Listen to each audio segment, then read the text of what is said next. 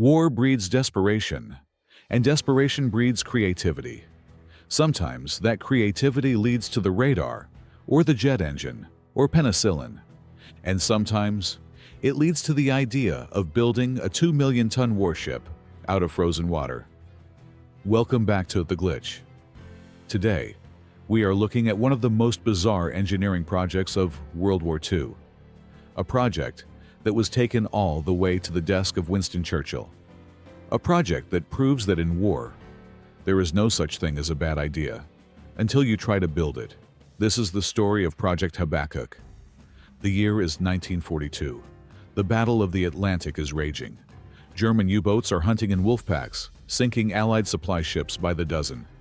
The United Kingdom is an island nation. It needs supplies from America to survive. But there is a deadly problem. There is a massive area in the middle of the Atlantic Ocean, known as the Mid-Atlantic Gap. It's a black hole where land-based airplanes can't reach.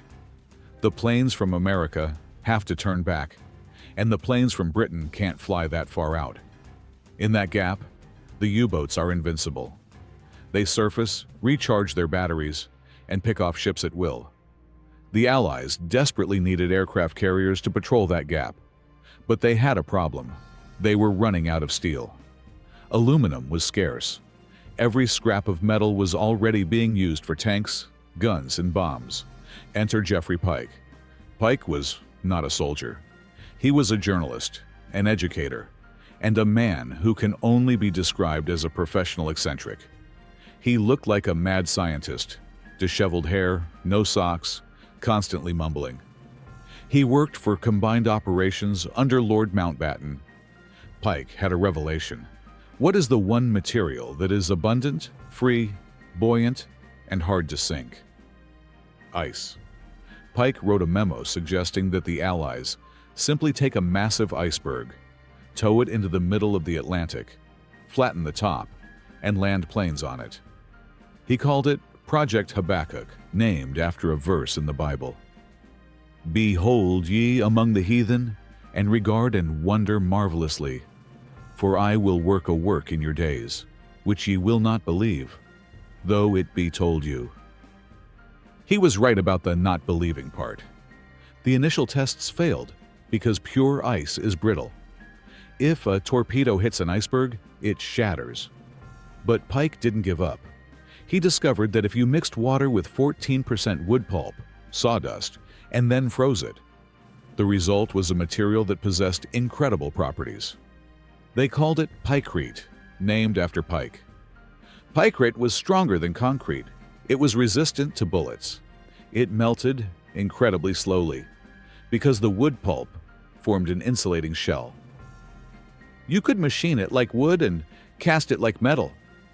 Pike designed a vessel that would make modern aircraft carriers look like toys. The Berg ship would be 2,000 feet long.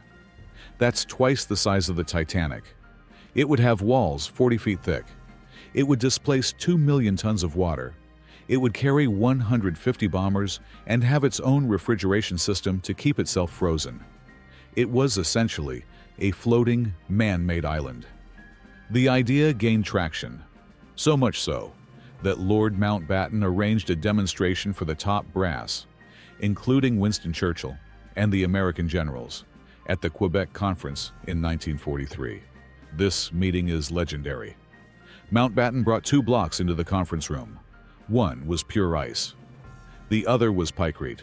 To prove the strength of the material, Mountbatten drew his service revolver. So why didn't we win the war with ice ships? Reality set in. The cost of producing that much picrete was astronomical. We have seen the failure of ice, but in the next episode, we are going deep underwater.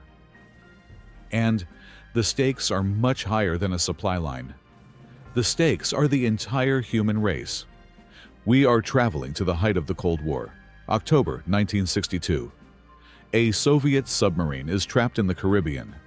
The Americans are dropping depth charges. The captain is panicking. He has a nuclear torpedo and he orders it to be fired. World War III should have started that day. Billions should have died, but they didn't. Because of one man who said no. Next time, we tell the story of the most important person to ever live, Vasily Arkhipov.